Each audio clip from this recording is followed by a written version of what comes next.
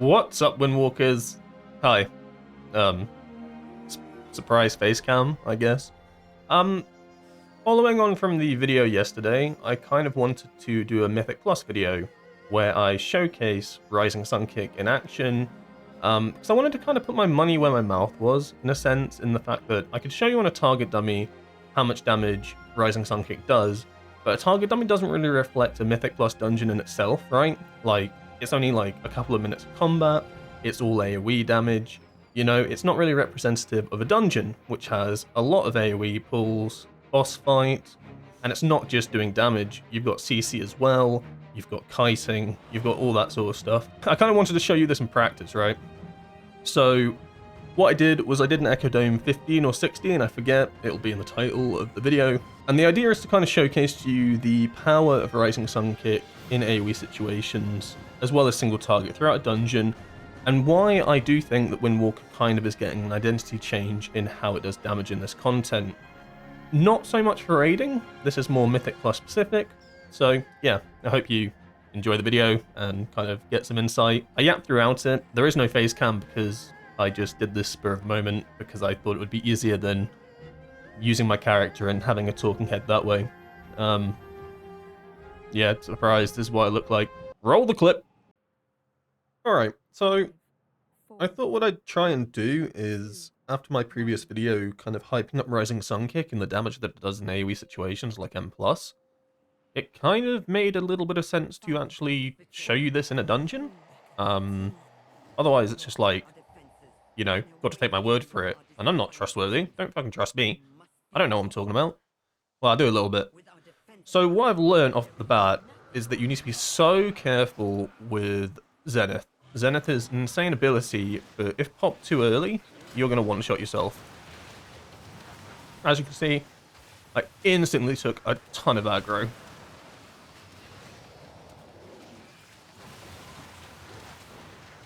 And my damage meters aren't showing up. Maybe they will eventually? Who knows?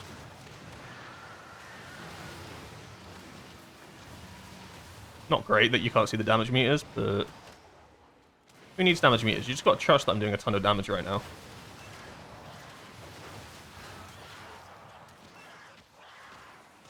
I mean, I survived the initial thing.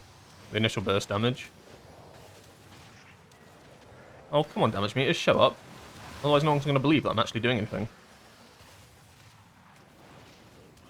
Maybe they show up after this pull? Yep. I have no idea what that number means, but yeah, I'll take my word for it. So yeah, even though they nerfed how much Zenith actually, like, blows you up by, or like how much damage threat it deals, there's the word I'm looking for, it still absolutely annihilates you. Like, you pop it too early before the tank has enough aggro, you just get one shot. So I'd have hated seeing what it was like before that, because it's crazy. But essentially, what I think like the benefits are of Rising Sun Kick being strong is that it puts a lot of damage into the target that I'm focusing. So you can see this Ravenous Destructor, it's getting the shit taken out of it, to be quite frank with you. And so that means whatever you're prioritizing, you do a lot of damage to. But what I didn't talk about in the video is the add-ons to Rising Sun Kick. It's not just Rising Sun Kick's damage that goes up, right? It's the damage of Rushing Wind Kick as well, right? You take that talent and that's kind of tied to Rising Sun Kick. On top of that, you take the talent Skyfire Heal, is it? And that's one that does AoE with Rising Sun Kick. So you've got to add all of those together, kind of. Also, why are these meters not showing up, please? Oh, am I on the wrong segment? I don't know. Maybe it worked now. Okay, it works now. It works now that we're on the single target boss. Awesome. Great. Thank you. I guess that's my own fault. So we're going to wait for everything to spawn here, and then we're going to pop Zenith. And that way, with Zenith, right, Zenith is basically Storm, Earth, and Fire. But it's a better version of it in the sense that you're not controlling clones that, you know, kind of have the mind of their own, are extremely buggy at times. And the big thing you need to understand with Zenith is that when you press it, it does a massive AoE damage. So you don't want to preemptively push it, right? Oh, hit me. Nice. Like, by preemptively pushing it, let's say I push it before these ads spawn so that I get the passive of it prior, I basically lose a whole ton of burst damage. So I press it now, I hit every single target in the vicinity, and essentially that does a lot of damage. You can see Zenith is my third highest damage. What have I done? I've pressed it 2 times. Just straight up the ability itself slaps like a truck. So it's going to be really useful in those situations where you do massive pulls. But you can see what I was talking about when I say that I pressed it 2 times and it was my third highest damage, right? And this is what I mean when I say you need to be so careful with when you press it, because the threat generated from this ability is insane. If you thought that pressing like Strike of the Windlord, Crackling Jade, Lightning, Slicing Winds was bad, well, this is all of that combined in a single button.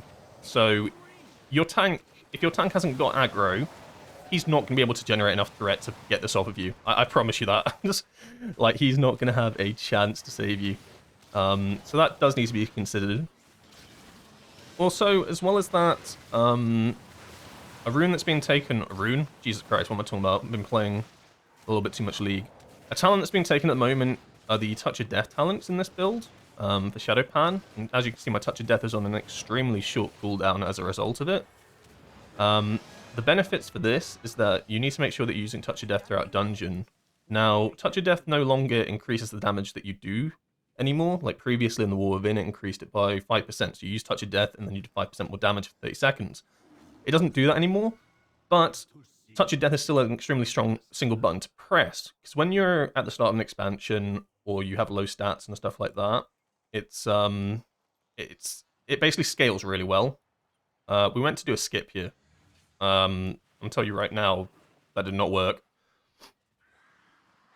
I'm telling you right now. So I need to be really careful here, and I'm going to choose like one of the casters as my targets prior, because there's nothing worse than a caster, right? So these are the ones that you want to be taking out as fast as possible. So it makes sense for me to be... Oh, don't want to get hit by that. You can see how fast this Wastelander is going down.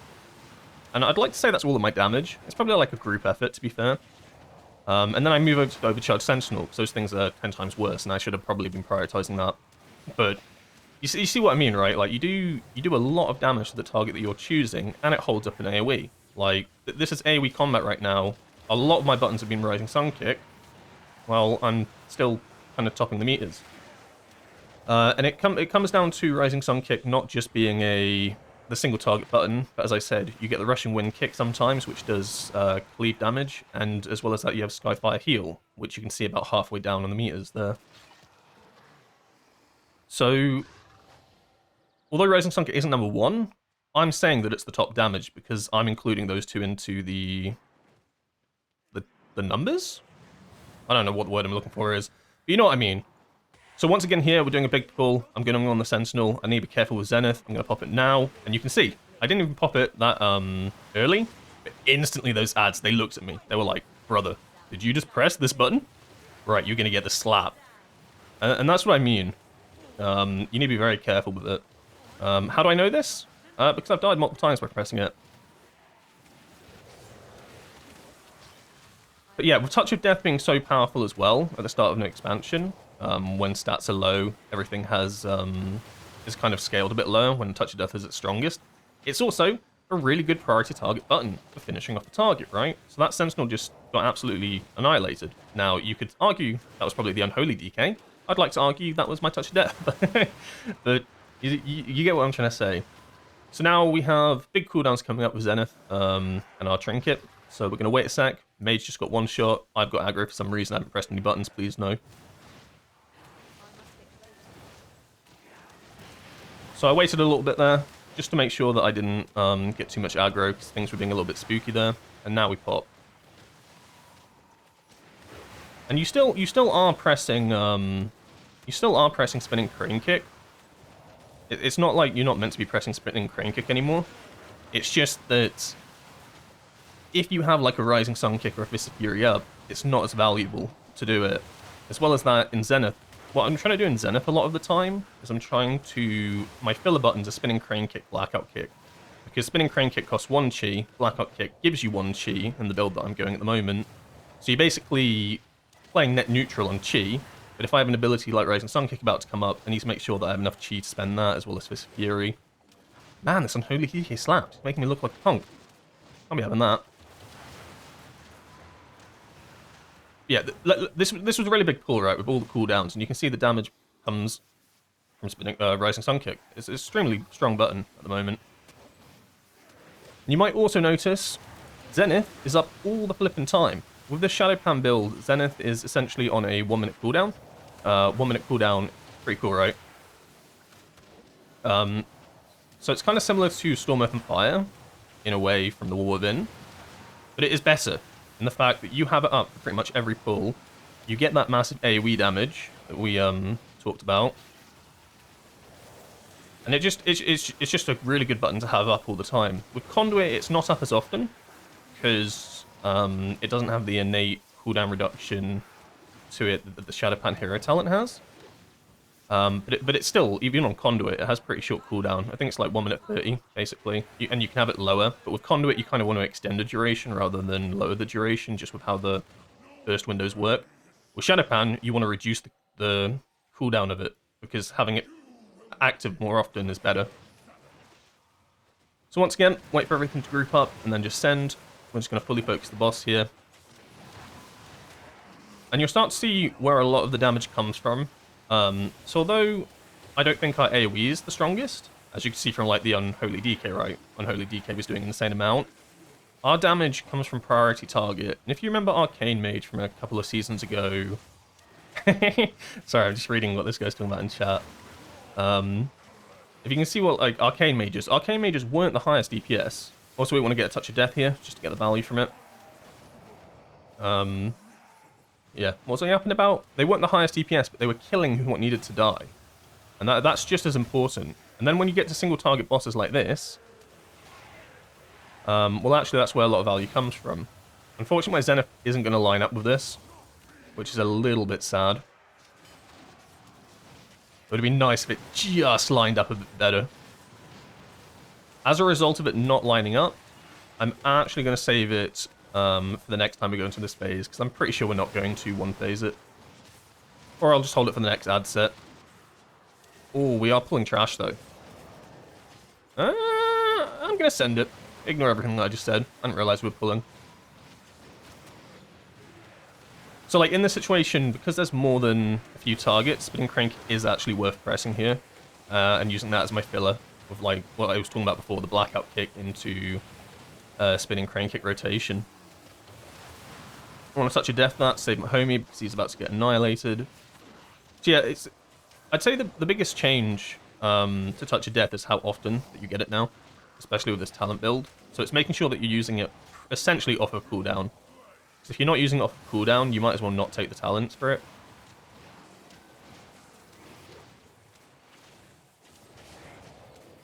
Yeah, so we didn't get that second phase, so it was a good idea to send out Zenith there. Oh, the one thing that annoys me the most is how messed up damage meters are at the moment. Like, previously it would show me what we did on that boss and stuff like that, but I don't even know what's going on. So, once again, needs to be a bit careful with Zenith there. Couldn't just instantly pop it. But you don't want to instantly send out Zenith anyway. You want to make sure you sent out a Rising Sun Kick first. Because Zenith resets the cooldown of Rising Sun Kick, right? So you want a Rising Sun Kick, Zenith, Rising Sun Kick.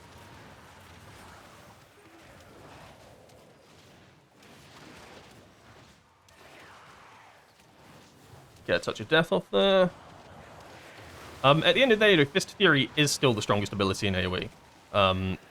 It's just that you want to be pressing Rising Sun Kick before that, because Fist of Fury has a long cooldown, right? And Rising Sun Kick is, I want to say, like, the strongest ability to, like, chi spend in that sense, just because it does the AoE Sunfire heal as well. So you do want to be sending out Rising Sun Kick first, so that the cooldown basically comes back up when you finish Fist of Fury.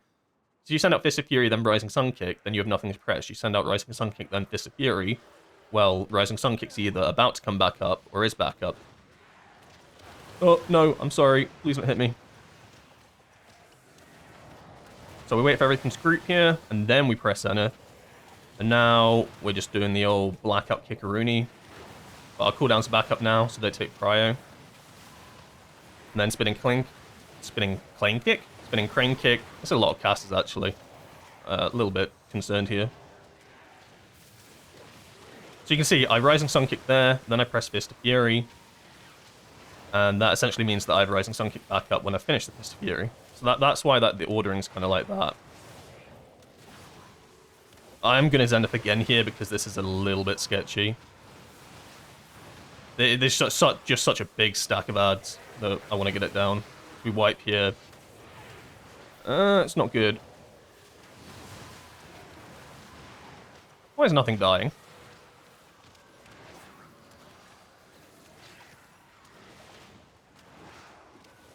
So I think a good tip probably for next season is just to, when you're doing the dungeons, work out what the priority targets are. What does need to die fast, because I promise you that, I think, is going to be our biggest role in M+. I mean, obviously everything's prone to change. They could change all these Rising Sun Kick changes tomorrow, right? And make it so that Rising Sun Kick now sucks in AoE. Who knows with Blizzard? But you can see just overall, Rising Sun Kick is pretty much on Fist of Fury, right? And Fist of Fury is hitting everything. Rising Sun Kick, the baseline ability, hits one target. Once again, we have a Zenith here. I am going to send it. Is that a worm? It is a worm. Oh, God. So I know in this pool, the target I'm hitting, the one doing the ritual, is the priority target. That thing needs to die. It is slapping everybody, and you can see how fast it's going down. And I promise you, a lot of that is just our straight single target damage on it.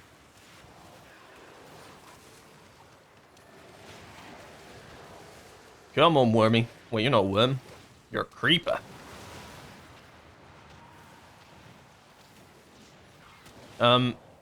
Yeah, Shadowpan is in a...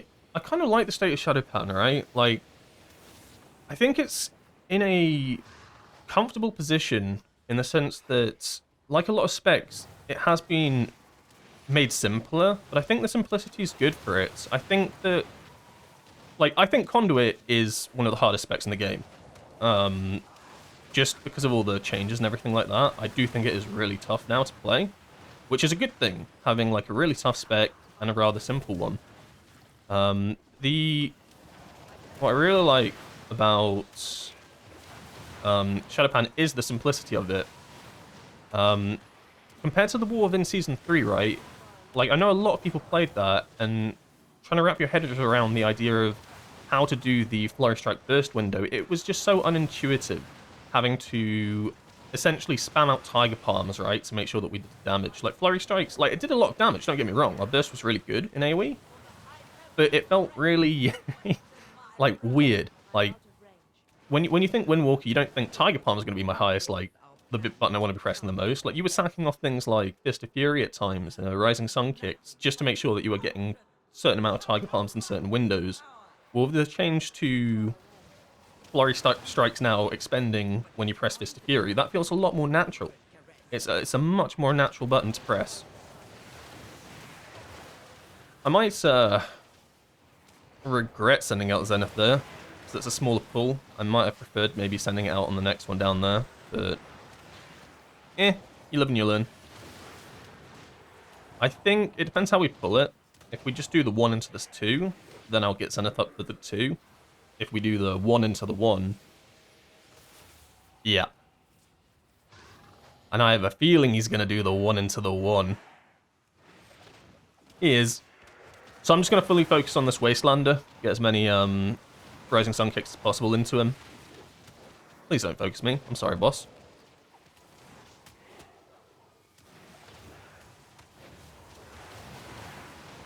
I might get Zenith up for the end of this. I'm not sure. That is a lot of damage coming out. I should actually. I will send it as well. Gotta kill the spirit, boys. Touch of death it. God, I love Monk.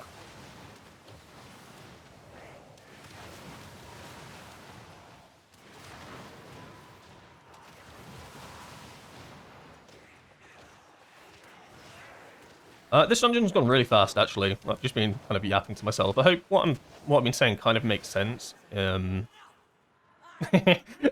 when I watch it back, I'll be like, have I actually made sense of what I'm trying to say? The thing with dungeons as well is, like, it's not just big trash pools, right? Especially at higher keys. You spend a lot of time on single target bosses. And as a result of that, you actually want decent single target damage. And that's where Rising Sun Kick as well comes into a big part of this. Rising Sun Kick, I think, is our strongest single target damage at the moment. So having good Rising Sun Kick damage in AoE as well is really useful for a dungeon. I'm gonna get out of here. And then I'm grab my clone. I have Zenith up, and I have my big cooldown. I'm gonna wait at this point for it to do its big mechanic that it's about to do here, or is it the one afterwards? Yeah, I'll wait for it to do the one that it's going to do afterwards, so I get the triple stacker. We want the triple stacker so that we can just do an insane amount of burst damage. This guy's flaming the mage so badly, by the way. Oh, no, I don't like the nair. I'm going to grab this. I'm just going to go to the triple stacker now. Oh, I forgot to grab it. Don't at me.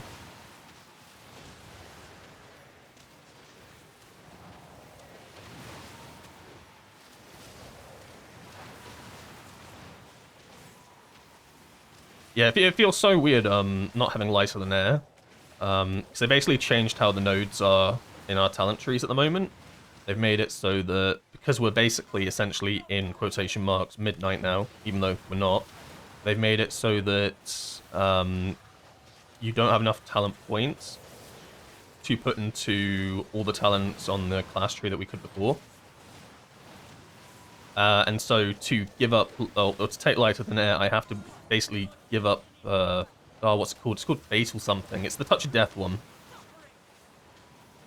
It's the Touch of Death one that reduces its cooldown, and as I'm going a semi-Touch of Death build and then plus, I don't want to be giving up my reduced Touch of Death cooldown. Kind of goes against the entire point of it. But I didn't realize how accustomed I'd actually become to Light of the Nair. Light of the Nair is the ability to jump after you roll. So a lot of the time I'll roll out and I'll double press my spacebar in the hopes that I jump back in. Spoiler alert, I do not. Do we even pick up anything here? Oh, I kind of have to, don't I? Well, it's too late now. GG, lost all my damage. Go next.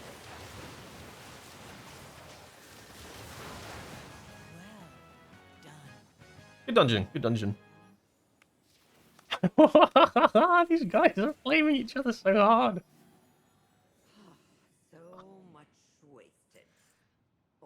Yeah, so that's what I mean with details, right? Oh my... Okay, let's get out of here. Let's get out of here. It's a little bit... Details is a little bit awkward at the moment now, with how it shows damage. I don't know if it's just to do with how everything changed, but it's definitely not how it was before. It was, like, really good before. You could see everything. Now I can no longer see total damage throughout a dungeon, right? As you do the dungeon, it'll only show you damage at that certain point. So hopefully now that I've left the dungeon, it'll show the overall. Please, because that's kind of the entire point. If I reload, does it like that? So if not, what was this entire video for? You don't want to watch me just hit buttons. You want to know what those buttons are doing, goddammit. Yeah, I think it's proves itself. That's really cool. I guess the only real alternative I have is just kind of show you this Tazavesh that I did just before. The damage is a lot lower just because it's Tazavesh, right? Street, so a lot of single target bosses and stuff like that. Yeah, this feels a little bit scummy to do, but I mean, my damage for that dungeon disappeared. But it kind of would look exactly like this in a way. I think spinning crane kick will be higher in the dungeon that I just did, but the big difference, well, the thing I want to point out is that how high Rising Sun Kick is. I think Rising Sun Kick will be a bit lower in something like an Echo Dome, just because of how fewer bosses there are and how larger the pools are, right? So there is a lot more AoE, so I think spinning crane kick will be higher. And Fist of Fury will still be at the top. Fist of Fury is the best ability in AoE. Not so good in single target anymore, but strong in AoE, and a lot of the pools are big AoE pools. But what I think is worth mentioning is, as I said, you have the Rising Sun Kick damage, which is pretty competitive, right, throughout the dungeon, because I am pressing this a lot in AoE situations. If you add to that Skyfire heal, and you add to that Rushing Wind Kick, well, actually, then that becomes my #1 damage. And I think that it's worthwhile adding the three together, because the talents work the same. Skyfire heal is just a passive. When I press Rising Sun Kick, it does AoE damage. And rushing wind kick is a button that replaces rushing wind kick. No, it replaces rising sun kick when you get a blackout kick proc. It's not all the time, but you get a blackout kick proc, and then you press blackout kick. There's a chance that you'll get rushing wind kick. So a really cool combo that I like to do is to get the proc, you press rushing wind kick, and then you instantly press rising sun kick. And the benefit to that is that rushing wind kick costs no chi, and they share different mastery to each other. So you can instantly go kick, basically, and it's a huge amount of damage that comes out instantly. So when you add all three of those together, Rising Sun Kick was my highest damage in that dungeon. And I think it would be pretty much almost the same for the dungeon that I just did there. So it's kind of to show you that what I showed you on the dummies yesterday in that video, it's not just a dummy thing, right? It's not just I did a dummy for like a minute or two and this is how it looked. This was actually putting it into a dungeon, relatively high difficulty, 15, so ads stay up a bit longer than they would normally. With bosses as well, to show you that this build is something proper and the priority damage is there. And this is what I mean when I say that I think Windwalker potentially has an identity, and I think Blizzard maybe. I want to say that they've done this on purpose to try and give it away, but let's be real. They just didn't like Artistic Fury damage and they were like, put it on something else. Rising Sun Kick, why not? But it could be like a silver lining cloud, you know? Yeah. Thanks for watching. Sorry the damage got cooked. Yep. Welcome to my life.